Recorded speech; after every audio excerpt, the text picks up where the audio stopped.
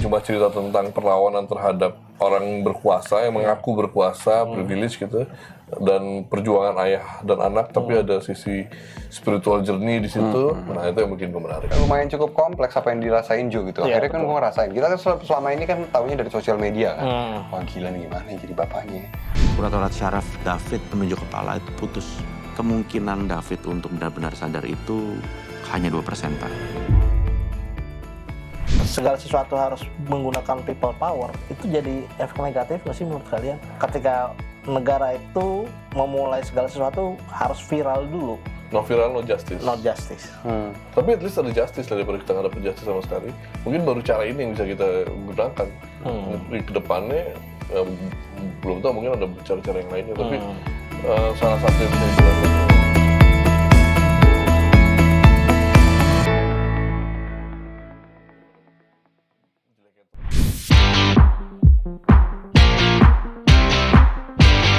Halo Sobat Tempo, apa kabar? Kita bertemu kembali dalam Bincang Santai Ngopi, Ngobrol Inspirasi Movie Talk bersama saya Yuda Iqbal Maulana. Sobat Tempo, di awal Desember nanti akan hadir di layar bioskop Indonesia sebuah film drama yang diproduksi oleh VMS Studio dan 786 Production, serta disutradarai oleh Umbara Brothers. Dan film ini diangkat dari kisah nyata 2 tahun lalu, film Ozora, penganiayaan brutal penguasa Jaksel.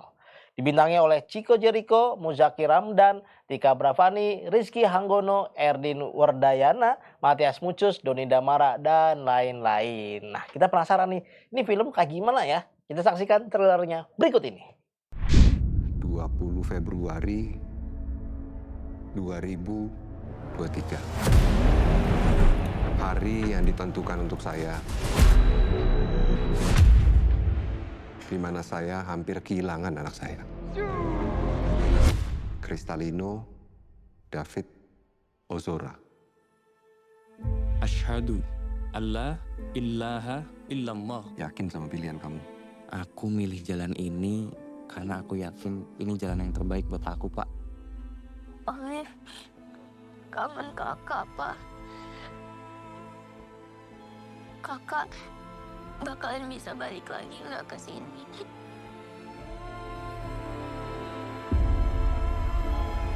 Urat-urat syaraf David menunjuk kepala itu putus. Kemungkinan David untuk benar-benar sadar itu hanya 2%, Pak. Di malam kejadian itu, Om, Dennis kirim ini ke saya, Om. Astaga, David, lapor polisi. Jangan sampai 3 orang ini termasuk mobil ini keluar dari kompleks ini. Harusnya dari awal aku bisa jaga David untuk pergi. Harusnya aku tanya dia ada masalah sama siapa. Saya mohon, saya akan penuhi semua apa yang Bapak minta. Bapak tanya anak Bapak itu di mana di hati waktu dia aniaya anak kami, Pak. Mereka membungkam kita pakai uang. Kita harus ngelawan. Satu-satunya cara pakai people power. Buktinya udah jelas, Mbak. Mobil pelaku keluar masuk polsek di malam kejadian. Lalu besoknya nomor polisi diganti. Itu bukannya udah dugaan penghilangan bukti ya? Kalau kalian terus tutupi lama-lama polsek ini, kami tutup sekalian. Bakar aja sekalian, Nah, terus niat kau tuh apa? Supaya dia mati? Kalau dia nggak ngelerai saya, pasti saya hajar lagi itu. Ayo, mau sama bos saya. Saya tuntut keadilan buat anak saya semua. Seharusnya yang Bapak tanyakan, bagaimana si penguasa Jaksel mendidik anaknya untuk menganiaya anak di bawah umur. Ambil becek gua dah. Kau kalian sekalian. Pistol. Lapor! Lu pikir gua takut sama polisi? Kamu nggak sendiri berdoa untuk David.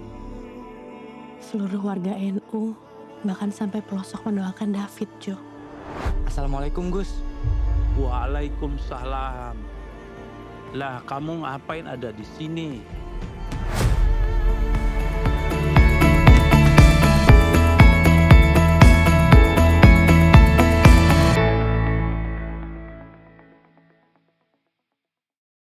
Oke Sobat Tempo, kali ini kita sudah kedatangan 2 orang penting di film Ozora, Sang Penguasa Jaksel. Penganiayaan brutal Nih, penguasa penguasa Jaksel. Jaksel. Itu harus komplit ya. Kita kedatangan ada Bang Chico Jericho dan juga Bang Anggi Umbara. Halo. Bang Anggi Umbara nih yang akan dianiaya ya di film. Iya, jadi dia dianiaya nih. Kamu cewek-cewek. Apa kabar nih, Bang Ciko? Sehat. Sehat. Ngantuk ada Ngantuk kopi sih. lu bohong-bohongan sih itu. Anda adalah Gue udah tadi ngopi di bawah. host ke 100 yang komplain dengan gelas kosong. Tolong para sponsor jangan takut ya, masuk aja ke Tempo, ayo. Kan ada ngopi di kantor. Ada. Iya nggak? Ada. Iya. Tapi orang-orangnya udah pada nggak di sini. Ada tadi. Tapi Ada kopinya- di bawah tadi gue nyeduh. Oh, jedo di itu. Lu mau apa? Nescafe, apa ABC, apa Brand semua kapal tuh. api, Apa aja brand apa aja ya? Nggak apa-apa, sebutin aja. Nggak apa-apa, sebutin biar semua brand ya. Masuk. Iya. Biar brand Ya udah dari Wings aja, yuk Wings nih. White coffee masuk Goldie. sini. Biar masuk nih. Nah, kita dari tadi sebenarnya udah nungguin satu orang ya. Ah, Siapa sih? Siapa tuh? Saya nggak tahu siapa tadi, kayaknya agak sibuk ganti rambut jadi datangnya. Oh gue. Gue gak boleh masuk dari satpam. Oh, nggak boleh. Karena iya. dikira mau ngirim kepala babi. Iya. Hah? Iya, Karena- dia ingin oleh babi. Dipikir lu mau ngirim. Pas ditanya sionya apa? Apa sio babi gak boleh masuk. Oh, Iya. boleh. Oh, ditanya lewat Sio ya. Lewat Sio. Oke, kita kan lanjut ngobrolin film Ozora. Penganiayaan brutal penguasa Jaksel. Kenapa? Kenapa penguasa Jaksel? Itu nanti ada. Lu belum. Belum. So tadi gue ditanyain, gue Oh, bingung gitu. jawabnya. Iya. Ini ada angginya makanya. Ya, nanti akan dijawab. Tapi sebelum ke situ, pertanyaan gue adalah ketika ini kan film kejadian 2 tahun yang lalu. Yang membuat Bang Anggi, gue bikin film ini nih, Bang Anggi sendiri atau ada orang yang bikinin dong film ini? Gak ada. Itu idenya Bonti. Oh, Bonti Umbara. Kakak saya, 2 tahun di atas saya. Ini keren nih, jadi film nih. Asik nih ceritanya. Apa nih, David Ozora. Oh, kita tahu lah gitu kan. Tapi kan biasanya kan film Indonesia kan cewek ya. ya betul. Harus korbannya cewek gitu kan. Terus iya, mereka yang tersiksa gitu kan, cewek. Dan kalau Amerika kan baru cowok gitu kan. Gue terus lah sebagai produser, kayaknya industri kita nggak jalan sih kalau cewek gitu. Kalau cowok. Oke. Terus akhirnya pas udah diobrolin lagi, tapi ini asik gini. Gue research sedikit, terus gue hubungin Jonathan Latumahina, yang ternyata adalah pernah kenal zaman dulu, cuma itu di kubu yang berbeda. Oke, ya. Ya. Di gue mental 1 jari, dia mental 2 jari. Kan. Oke. Terus itu, akhirnya, ternyata dia udah nggak mental 2 jari lagi nih, gitu kan. Ternyata dia udah menjadi seorang pengurus Ansor, gitu kan. Mualaf nih, gitu kan. Terus akhirnya nggak gue DM dulu sih, pas ketemu baru tahu sih, dia di Ansor apa segala macam, ceritanya segala macam sampai di titik itu ternyata bukan cuma cerita tentang perlawanan terhadap orang berkuasa yang mengaku berkuasa, privilege gitu, dan perjuangan ayah dan anak, tapi ada sisi spiritual journey di situ. Nah itu yang bikin gue menarik. Oke, dan respon Bang Jonathan sendiri gimana? Ketika Dia sebenarnya tuh udah ada wacana yang menawarkan dia untuk bikin film, udah ada. Oke. Yang adalah Chico Jericho. malah dia yang menawarkan. Iya, kan dia kan ada PH tuh namanya Visinema tuh. Tahu dong. Gue sempat ngobrol sebenarnya, kayak menarik nih. Maksudnya kayak gue baru terbesit di kepala gue karena kan gue dampingin David pada saat proses recovery. Jadi ikut latihan fisiknya tuh gue yang handle sama tim gue lah, ada coachnya.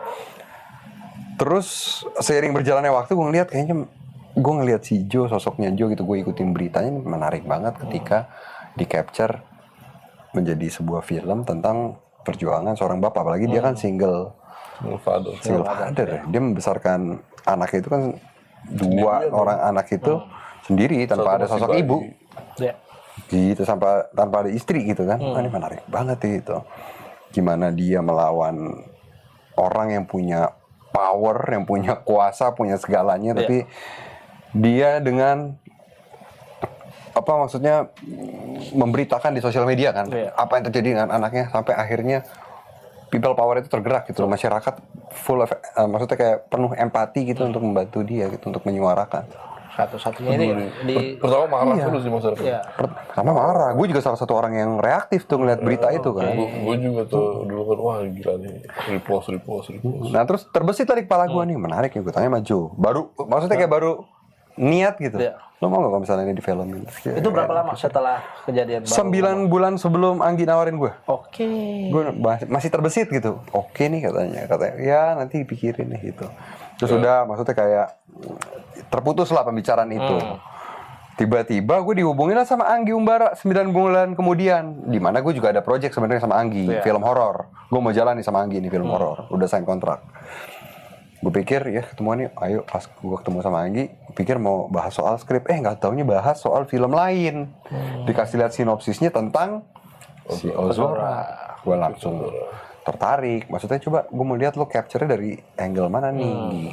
Kasih lihat sama Anggi, ini gue mau dari sini, gini, gue baca skripnya, ya udah, gue langsung tertarik untuk diajak main. Oke, dan setelah itu langsung baru ngobrol sama Bang Jonathan. Ya, betul. Sebelumnya kan emang gue kenal sama Jo. Udah ngobrol, udah apa segala macam. Responnya gimana? Siapanya respon? Bang Jonathan responnya ketika udah melihat ini, udah ada nih respon. Mungkin lo udah kasih tau duluan nih. Udah. Lo udah ngomong kan maksudnya kan? Nah pertama pas ngomongin siapa kira-kira kan pas kita ngomongin soal konteks segala macam, ngomongan dengan siapa kira-kira yang ini. Habis itu gue kasih nama-nama yang mungkin menurut gue cocok gitu peranin ya. Pertama Ciko, dia langsung wah Ciko pas tuh. Gue juga pernah ditawarin sama dia. Oh ya, gue baru tahu di situ. Oke. Ya, sekalian menurut gayung bersambut gitu. Terus ada beberapa nama lain sih gitu. Tapi yang paling pertama ditemuin orang Ciko. Yang gue temuin gitu ya. Biasanya kalau kita bikin sesuatu kan belum pernah syuting bareng nih pertama kali gitu ya.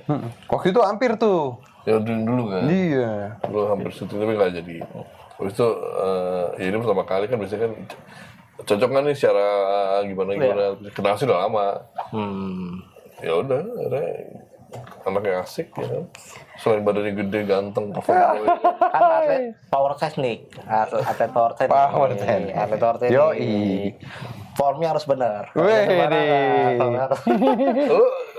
fitness juga? Enggak, memantau. Saya memantau aja. Memantau. Luar biasa. Lu ikut juga? Angkatannya. Street lifting? Hah? Enggak. Tapi gue suruh ikut di power teknik. Ikut dong. Belum ada ini waktunya nanti. Keinginan apa belum ada kemampuan? Belum ada keinginan, belum ada biaya. Kemampuan gitu ya? Kagak, lo bisa di rumah juga bro. Gua aja di rumah bangun pakai bar, pakai beat. Kan harus ada apa namanya Isa White-nya, Isa itu Iya, ya. benar. Gitu. Habis maghrib. Ngapain lu sholat? Beda, itu Isa itu di sini latihannya beda. Kalau yang Nairo beda, yang White beda. Bener lo detail deh ya. Gimana sih Bang ngomong gini? Bajunya doang Goku. Kalau gue sih udah dari kekuatan Chi gue udah gitu. Oke. Nah, Bang Ciko sebagai orang juga yang beririsan dengan kasus ini juga, ketika memerankan ini tuh gimana jaga emosinya waktu itu? Kayaknya kan orang yang beririsan langsung dengan kejadian yang lalu memerankan sebagai ayahnya juga berat nggak untuk? Lumayan cukup berat dan capek, melelahkan gitu lo di rumah sakit lo ngelihat. Lo kebayang nggak sih lo punya anak juga kan di rumah gitu kan? Di situ lo masuk ke dalam karakter bapak yang selalu setiap harinya ada di ruang ICU ngelihat anaknya kapan bangun. Dan ngelihat Muzaki gitu tidur dengan penuh selang, nggak berdaya, mukanya babak belur. Itu kayak bener-bener kayak tadi gue hampir kayak out karakter, tapi gue harus stay. Emosi gue harus kutahan, harus tetap jauh. Karena kelihatan ya emosi yang bohongan sama yang ini di depan kamera tuh kelihatan. Itu aku kan ngeliat ada 3 babak gitu emosinya, yang ketika menjadi seorang family man, ketika menjadi seorang ayah yang memang harus menghadapi fakta, sama yang ketiga harus menghadapi orang lain yang memang menyakiti anak itu kan benar. Jadi kayak lumayan cukup kompleks apa yang dirasain Jo gitu. Akhirnya kan gue ngerasain. Kita kan selama ini kan taunya dari sosial media kan. Wah gila nih gimana ya jadi bapaknya. Dapat kabar anaknya tiba-tiba izinnya pergi gitu membuat tugas di rumah temennya. Nggak pulang, tiba-tiba dapat kabar di rumah sakit. Datang ke rumah sakit, babak belur, nggak sadar. Baru sadar sebulan kemudian dari koma. Tahu lagi anaknya dipukulin, dibully. Bisa aja dia ngelakuin segala suatu hal kan. Dia balas kayak apa tuh, mengirim pasukan atau gimana. Tapi dia lebih memilih membalas dengan cara smart. Dia lebih fokus dengan kesembuhan anaknya. Meminta, berharap. Mau untuk lewat jalur hukum kan? Melalui jalur hukum, jalur yang benar gitu loh. Agak susah itu dia Mas. Sedangkan hukum di sini ya betul. Nah, lu sendiri ngejagain emosinya Ciko gimana dengan dia punya irisan sendiri terhadap kasus ini, lu harus ngejagain semuanya gitu, ini biar tetap sesuai. Iya itu selalu back and forth sama scene sesudah dan sebelumnya kan. Ya sini sebelum apa nih, oh segini nih. Berarti emosi di 6 atau di 7 gitu. Benar. Kita selalu diskusi lah, gue, Anggi, Bonti gitu.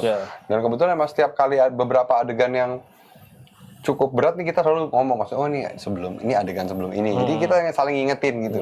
Kembali ke awal lagi ketika bikin skrip itu untuk mau bikin film, Bang Jonathan sendiri ada ini nggak? Ini jangan nih, ini jangan. Nggak ada. Itu terserah dia cerita semuanya, bersama pengacaranya Melisa yang juga nulis buku. Nah bukunya ini judulnya nih, Penganiayaan Brutal Penguasa Jaksel. Oke. Kalau dia penganiayaan brutal dan raport merah. Oke. Kita panjangan Arab kita buat. Terus habis itu itu semua udah cerita, duduk bersama penulis kita. Nah udah, dia nulis dan mereka setuju untuk jadi salah satu associate producer. Terus ya udah gitu, jadi setiap proses dia ikut terus sampai syuting pun ada. Melisa kalau dia sempat datang, Jonathan sih hampir setiap jadi hari. bisa dibilang 90% apa yang kita capture di film ini ya berdasarkan dari kisah nyata ya. Betul. Akurasinya 90%. Apa yang terjadi?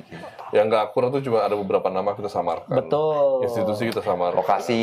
Itu yang pengen saya tanyakan. Kenapa nama pelakunya diganti? Sebenarnya sih kalau menurut hukum gitu ya, itu kan udah terjadi dan masuk ke ruangan publik, jadi public domain dan itu terlindungi oleh Pengadilan Jakarta Selatan kan, semua data ada di sana. Tapi kita inisiatif bahwa kita juga menghargai privasi mereka, gitu kan. Jadi ya angka baiknya kalau emang kita nggak meminta izinnya langsung ya kita samarkan aja. Oke. Seperti itu berarti memang awalnya aku ini kok nama sisi Jonathan kok real, tapi sebelah sini bukan tujuan kita bukan untuk mendiskreditkan mereka atau memperjelekkan mereka, tapi untuk mengambil pelajaran dari apa yang udah terjadi di sini, awareness kita terhadap bullying, terhadap abuse of power, dan mencoba memberikan bahwa masih ada hope, harapan untuk orang-orang yang tertindas nih. Yuk kita speak up. Kalau kita bersuara, kita bareng-bareng, kita bisa kok ngelawan privilege, ngelawan apapun gitu. Dan perjuangan hubungan father and son-nya ini kan. Secara sosial supportnya seperti apa, terus social bondingnya seperti apa, dan yang paling penting sih yaitu spiritual journey, kekuatan psikologis dan spiritual orang itu ngaruh banget ke setiap perjalanan gitu. Iya. Nah itu juga yang bikin penasaran ketika ini ternyata. Sorry diminum dulu. Ini boleh ada nanti minumnya. Dicemilnya dicemil. Ada minumnya nanti sini. Kayak gitu. Enggak. Ini sih buat ini enggak buat lu nih, kami-kaminya kan begini. Oh iya benar. Kembali tadi soal perjalanan ada spiritual journey dan lain-lain. Bang Ziko sendiri ketika memerankan peran ini juga merasakan nggak? Apa tuh? Spiritual. Hampir login ya. Udah hampir login, dikit lagi login. Bener. Ini emang ada aja nih orang-orang di sini yang lokasi mana? nih. Emang kan di sini kan emang di adegan ini kan si Jonathan ini kan berusaha untuk sembahyang. Betul. Untuk sholat. Betul. Tapi dia belum bisa melakukan itu karena dia masih ada marah, kecewa, dendam, sedih. Dan sedangkan ikhlas itu kan, sholat itu kan harus ikhlas, khusyuk gitu kan, melafalkan surat apa Al-Fatihah gitu. Gue melafalkan itu 100 kali lebih ada kali. Dan yang diulang cuma iya karena berdua, iya karena setahun. Cocok banget sih. Terus gimana menurut Tunggi? Menurut gue tuh pas ambil wudhu apa segala macam tuh ada aja kru tuh. Gimana rasanya mas?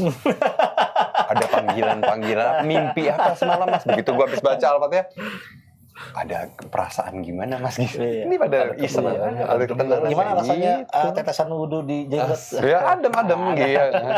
Jadi ya gue ngerasain gimana cara gue aja ya, gue ngerasain maksudnya pada saat itu gue jadi gue mau sembahyang gitu, gue kayak merasa masih ada dendam, masih ada kesal, masih ada sedih, itu kerasa. Nggak dibuat-buat gitu loh. Lu gimana sih lu sembahyang, lu lihat anak lu di situ terkapar yang belum bangun. Kedengeran kan? Dut gitu kan, apalagi doa mohon kesembuhan. Yang kita belum tahu nih kapan nih kesembuhannya nih. Dan kenapa diulang-ulang? Karena waktu itu emang mungkin ada kemarahan juga terhadap yang kuasa. Kenapa kok anak gue dikasih kayak gini? Anak gue yang waktu itu notabene-nya baru mualaf masuk Islam gitu. Jadi cobaan apa nih yang bisa nggak nih anak gue atau kita melawan itu ada kemarahan, ada ketidakterimaan si Jo terhadap kondisi itu yang harus di overcome, harus yang dia lalui atau mencapai titik ikhlas tadi. Itu salah satu yang bisa diambil pelajarannya adalah ya sekecil apapun harapan, walaupun dokter bilang kesempatan hidupnya hanya 2%. Ketika kita ikhlas, kita berdoa, kita minta. Emang bener kan kejadian sesungguhnya kenyataannya setelah sholat, Al-Fatihah, amin, melek kan anaknya. Padahal chance itu 2%. Itu. Dokter bilang tuh ada 2% tingkat kemungkinannya untuk sadar. Iya. Dan itu pun kalaupun sadar, dia bilang kan vegetatif. Iya. Dia cuma bisa sarafnya udah rusak, men. Otak tuh udah nggak tempel, udah putus gitu kan. Gimana dokter bilang, dokter yang selalu mengutamakan logika dan sains udah nyuruh untuk udah doa cari mukjizat gitu. Ikhlas aja maksudnya gitu kan. Lalu beneran akhirnya terjadi. Jadi ya ini salah satu yang bisa diambil juga kan dalam film ini ya, hope, pengharapan. Iya, itu Bang Ciko bukti. Nah, karena emang akhirnya kenapa juga judulnya Ozora kan artinya itu dalam bahasa Ibrani kekuatan Tuhan. Jadi dengan kekuatan Tuhan. Nama itu adalah doa ya. Betul. Kekuatan Tuhan. Adalah doa. Bukti itu ya. Betul, bukti. Dari nama aja ya, biar aman ya. Dari nama aja. Nah juga tadi disinggung di awal juga kenapa akhirnya disebut sebagai kenapa Jaksel? Kenapa penguasa Jaksel? Karena emang dia mengklaim dirinya sebagai penguasa Jaksel. Ya, ada videonya ada videonya yang dibilang apa kan penguasa Jaksel. Iya. Akulah si monster itu kan. Lucu lagi. Lucu lagi videonya. Iya. Dan ya kita melihat dan itu ya maksudnya orang yang mengklaim sebagai penguasa Jaksel ya jadi apa ya, jadi sarkas lah, satir lah ya kita bikinnya. Di bukunya pun seperti itu kan, di buku yang ditulis sama Melissa gitu. Oh iya, tapi ya, sayang sekali ya orang-orang yang ada di nyimpan uang ke dia juga nggak kena juga, cuma dianya doang ya. Siapa aja sih? Emang ada siapa aja? Nanti aja kita obrolin siapa ajanya setelah jeda berikut ini. Emang di iklannya nih ceritanya?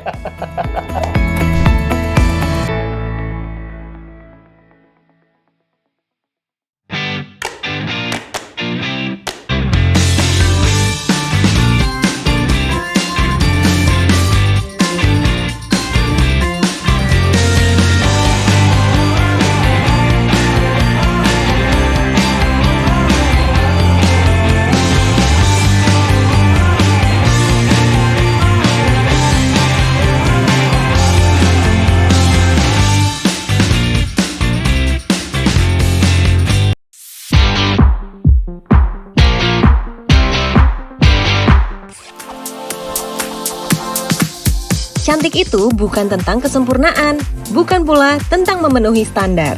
Cantika.com hadir memenuhi kebutuhan perempuan atas berbagai peran yang dijalani.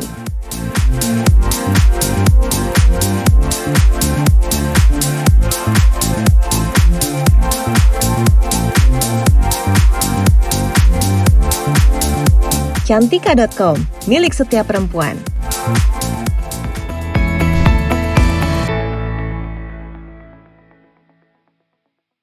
Oke Sobat Tempo, kembali lagi bersama kita di Ngopi Ngobrol Inspirasi Movie Talk. Tentunya bersama dua orang yang menjadi bintang utama yang di film Ozora, penganiayaan brutal penguasa Jaksel. Kenapa banget teman-teman? Gak apa-apa lah. Kenapa? Gue tadi mau nanya. Apa? Nanya sesuatu aja. Oh, tapi iya. nggak, gue urungkan. Oh, diurungkan. Jangan deh. Itu jangan dilanjutin ya.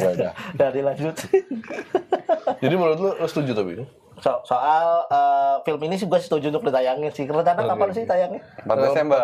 4 Desember. Berarti menuju akhir tahun kayaknya filmnya bisa bertahan sampai awal tahun deh. Amin. Doain.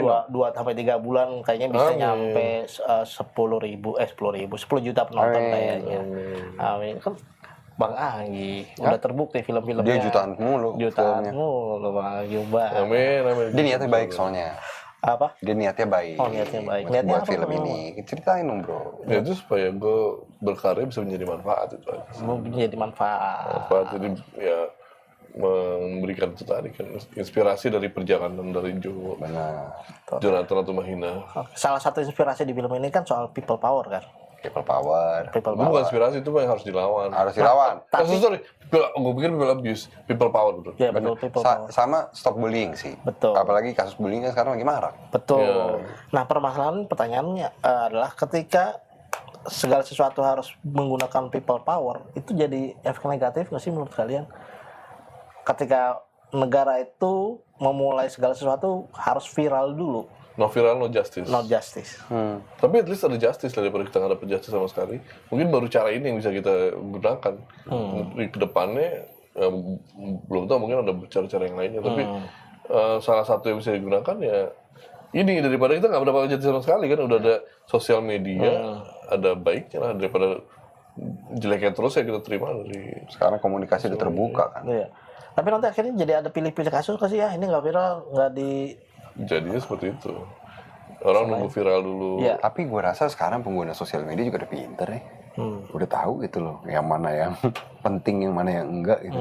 Karena udah terlalu banyak gitu. Yang diingetin adalah ya direkayasa viral. Gitu. Yang kasus-kasus yang direkayasa, yang menjadi viral, yang diciptakan untuk menjadi pancingan atau apa untuk tujuan untuk sebuah kepentingan. Itu yang ngeri sih, yang jatuhnya masuk ke konspirasi kan. Betul.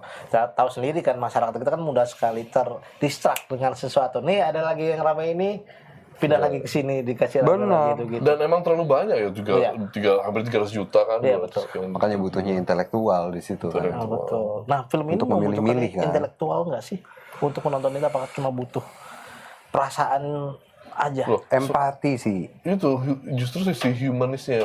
Kalau diperlukan empati untuk menonton ini. Jadi kalau nonton ini tapi kita nggak ngerasa ada yang salah, nggak ngerasa sedih, nggak merasa iba, itu mengkhawatirkan. Iya, kayaknya lo cek ke psikolog deh. Iya, karena ada apa dengan lo? Itu salah satu jadi ketahuan kita juga. Kita udah darurat empati apa enggak? Gitu kan. Karena orang sekarang ada kecelakaan, bukan nolongin, ngambil handphone ya. Betul. Tapi kan abis handphone akhirnya jadi viral, jadi orang-orang tahu siapa. Iya, keburu terkapar gitu kan.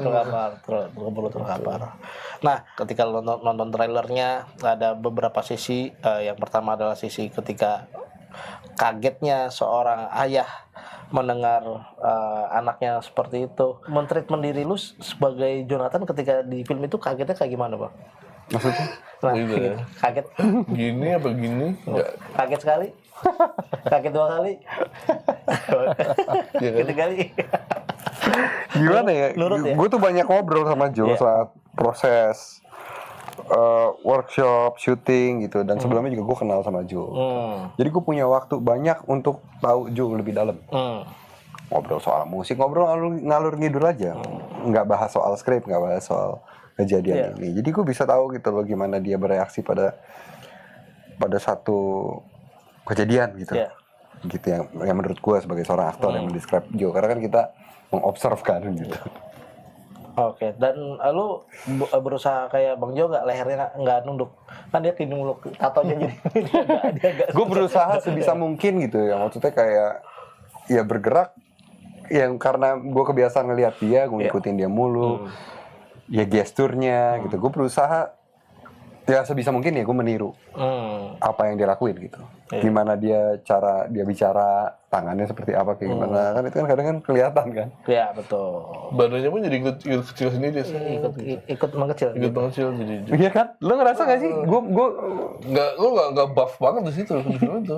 Jadi pada saat dia menjadi dirinya langsung cutting apa gimana? Cutting di tempat atau enggak juga sih, mungkin karena gestur kali ya. Karena gestur ya, karena beda banget antara dia sebagai diri sendiri atau dia sebagai Joe. Di dalam film itu kan ada juga. Ya. Jadi Chico ketemu Chico gitu kan, Joe ketemu Chico. Adegannya Joe jadi Jonathan, Chico jadi Jonathan, sama Chico jadi diri sendiri. Balik ada satu scene tuh kayak gitu, Anggi iseng banget. Jadi emang yang Chico kan emang ikut berkontribusi kan dalam kesembuhannya kan, waktu itu nge-gym segala macam. Iya, betul. Nah, itu adegan dia lagi ngelatih si David ada. Ketemu sama Jonathan gitu. Nah, melihat proses itu mereka Bang Jo sendiri gimana sih ngeliatnya pas? Nangis dia. Dia nangis. Dia nangis. Lo percaya apa enggak? Gue juga baru tahu kenyataannya bahwa Joe itu nggak pernah ngelihat video pemukulan anaknya. Yang viral itu dia nggak pernah ngeliat secara Jadi full. dia nggak berani, dia kayak ngilu. Dan Kita aja, lo ngeliatnya ngilu nggak? Iya, ngilu, Gua aja ngilu bro. Dan Apalagi dia dia deket kan. Dia pas lagi denger aja dia langsung Asam lambung. lambungnya naik. Oke. Jadi itu dihitung-hitungin gitu. 1, 2, ini bunyi tendangan nih, 3, 4, klak, tuh bunyi injekan, kayak gitu-gitu dihitungin tuh. Sampai dihafal. Jadi dia ngeliat videonya itu, ya pada saat film ini jadi ya, offline-nya, videonya. Baru tuh dia. Sampai Anggi nanya kok, lo kuat nggak Jo? Dalam hati dulu, ini ada gaji nih, lo kuat dulu. Ya udah, ya harus kuat. Dia. Suatu saat emang dia harus ngelawan itu. Iya betul. Dan ini adalah waktunya mungkin ya. Nah, David sendiri kan udah membaik sekarang. Dia ikut nonton nggak atau ikut itu? Dia belum nonton. Itu maksudnya yang gue pertanyakan selalu sama Jonathan, gue pertanyain sama Anggi, tapi ya kalau katanya Bung Jo harus nonton. Harus nonton karena dokternya sendiri bilang cepat atau lambat ini anak juga pasti akan tahu dan mempertanyakan. Jadi lu harus cari, katanya dia bilang gitu ya, dokternya bilang lu harus cari momen untuk ceritain apa yang sebenarnya terjadi, tapi akhirnya udah diceritain sama. Tadinya kan dia nggak tahu kalau dia. Nggak tahu sama sekali. Itu pun tahu aja dia pelan-pelan, dia pun ngasih tahu kejadian asli seperti apa. Dia bilangnya awalnya dibilang kecelakaan dulu, kecelakaan doang. Apalagi David sekarang udah mulai aktif di sosial media ya. Dia sering banget di roasting orang-orang malah sekarang. Nah itu akhirnya dia berhasil cop out dari ya mungkin support mekanisme protektif mekanismenya udah jalan, jadi dia udah berdamai dengan itulah. Malah dijadiin bahan lucu-lucuan kan. Betul. Kan cara dia berdamai dengan cara gitu Cara ya. dia berdamai seperti itu. Tadinya awal-awal dia bilang kan, dia sedih, sakit hati. Ketika ngingat kejadian itu dia sakit. Marah. Tapi akhirnya ketika dijadiin itu bercandaan, jadi lebih rilis. Iya betul. Dan pelan-pelan bisa menerima. Sampai akhirnya dia kemarin ikut kita, ikut promo dia. Tapi dia secara full nonton, dia belum nonton. Tapi kita udah tanya ke bapaknya, bolehin nggak nonton? Boleh, harus nonton. Oke. Nah, salah satu hal yang bikin gue penasaran juga kan, ini salah satu pemainnya adalah pemain senior yaitu Mas Matias Mucus, dan beliau sebagai ayah dari pelaku di situ. Gue penasaran dia gimana sih menerima peran ini sebagai orang yang bakal salah satu yang paling dibenci nanti. Wah, lo harus nonton nih, emang keren banget sih dia niruinnya tuh asik banget. Gue ngeliatnya tuh, wah gila sih. Nanti ada adegan karaoke-nya juga. Ada ya kayak yang video itu dia nyanyi gitu. Ada di mobil ada. Gitu. Dan apa ya, mau senior sih ya. Dia waktu lagi dia nerima juga. Gimana? Lu mau seperti apa? Dia kan nanya gitu. Kita mau gimana ngobrol banyak. Maksudnya emang kita mau seperti ya seorang ayah. Cuma ayah yang mendidik anaknya ya seperti ini sehingga anaknya ayahnya melakukan pekerjaannya seperti ini dan mendidik anaknya seperti ini dengan contoh seperti ini yang akan berimplikasi ke ya, anaknya seperti apa gitu kan. Di satu sisi juga ada ayah yang lain mendidik anaknya seperti apa dan keadaan yang berbeda hasilnya seperti apa kan. Dua ayah dan anak yang berbeda kan sebenarnya kan. Di sini benar-benar komparasi kan. Jadi emang film ini memang harus ditonton sama keluarga sih biar dia bisa menjadi parameter kan. Kita jadi refleksi ya. Iya betul. Kita ada di mana nih kita gitu. Jadi ayah yang terlalu sibuk mikirin uang, terlalu bisa dibilang arogan lah gitu. Dengan mengklaim dirinya penguasa. Ya anaknya seperti apa gitu. Iya, tolong warga-warga yang ayahnya seperti itu diajak ya nonton ya. Saya pengen nyebut nama, coba saya tahan. Iya dan itu emang perubahan itu emang harus dari dasar dari keluarga sih. Betul. Circle terkecil kita kan. Betul. Kalau kita Fondasi pertama dalam sebuah karakter seorang itu ya memang dari keluarga kan. Iya, gimana society yang terbakal baik atau enggak ya dari terkecil ini. Bang Matias ketika menghadapi sosok Chico menjadi Jonathan itu dia kaget nggak bahwa lu se-emosi itu di film itu? Enggak sama sekali. Jadi emang dalam kejadian aslinya juga begitu. Ditahan sama yang lain. Kalau enggak udah kelar, men. Ditahan. Jadi dia kalau dia mau nongol dia cabut di hidung. Sebenarnya bukannya cabut ya, tapi emang kejadiannya begitu kan. Jadi gitu. Jadi pas lagi mau emosinya naik, asam lambungnya kumat. Jadi yang ngadepin justru sahabat-sahabat. Iya. Oke. Mungkin ketemu di pengadilan. Ya pasti di pengadilan. Tapi kan ada jarak. Dan ada penjaga kan diteriakin. Tapi ya kegeraman dan rasa tense-nya sih mereka sih energinya lah. Iya, betul. Dendam, kesel nih pelaku anaknya nih yang mukulin gue. Ini yang coba mau ngebungkam gue dengan segala caranya kayak gitunya itu ada tuh. Dan semua rasa yang masuk ke si Om Mathias Muchus tuh, ya dia juga kenapa sampai kayak begini, kenapa anak gue kayak begini, kayak regret itu kelihatan banget sih, ada regret di dianya gitu. Gue gak tau asli seperti apa ya. Tapi kalau di sini gue sih gambarin seorang ayah yang menyeret satu keluarga, itu ayahnya juga ke ya emang udah sepantasnya sih mereka mendapatkan itu gitu. Ya itu what have I done gitu. Oke. Ini aku baru baca nih, unik banget nih bacanya. Ini katanya Bang Anggi mengilustrasikan Ozora bertemu dan menyapa Gus Dur. Oh iya. Itu emang beneran itu ilustrasi atau emang itu dia koma dia ingetnya itu. Mimpi. Oh, mimpinya. Mimpinya dia si David. Oke. Dia kan mengidolakan ya kalau nggak salah ya. Dia ngefans sama Gus Dur banget. Waktu lagi masih kecil juga waktu pesantren juga dia hilang kemana, dia nangis ngadunya ke kuburan Gus Dur gitu.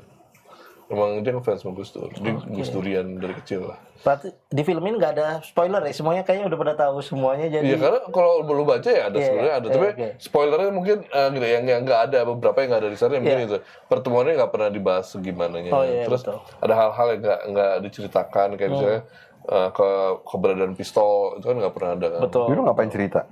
Spoiler dong. Oh iya. Ini belum waktunya lu cerita nih, Gi. Tapi kan belum semua ya. Visual jenis apa kan nggak tahu kan. Iya, tapi jangan sebutin lagi, nambah lagi. Udah. Banyak kan. Terus siapa yang dititipin duit lu nggak dikasih ceritain kan? Iya kan. Konsorsium berapa tadi? Kan lo yang tahu tadi. Ada di majalah Tempo, silakan aja baca ya. Ada di edisi tahun berapa ya? Saya lupa nanti dicatat. Jangan lupa berlangganan Tempo dong. Betul, jangan lupa berlangganan Tempo digital cetaknya. Iya, jangan sampai dikirimin kepala yang lain ya kan. Udah kayaknya udah selesai kayaknya. Udah ya. Udah nggak dikirimin lagi. Udah cukup. Kepala kakap enak loh tuh. Bener, tapi kepala. Wah, enak. Betul. Tapi kepala babi juga enak. Cuma sayang banget nggak ada kupingnya. Kemana kupingnya? Dipotong, nggak ada. Jadi cuma kepala babi doang. Kan salah satu yang paling enak dari babi kan kuping kan. Sayang nih mereka sayang nih kuping. Pas matang kan garing. Ya, nggak ngerasain. Saya nggak makan babi sih. Gue juga katanya itu ya. Itu juga katanya ya. Saya juga itu katanya. Saya nggak tahu beneran atau enggak. Orang-orang udah pada tahu nih jalan ceritanya seperti apa, awalnya apa, seperti apa ceritanya. Nah, yang lu harapkan ketika orang-orang nonton ini nih apa sih, Bang Anggi? Ya menjadi manusia aja sih yang seutuhnya gitu, punya empati, kita merasa iba gitu kan, dan ada awareness terhadap bullying itu sih.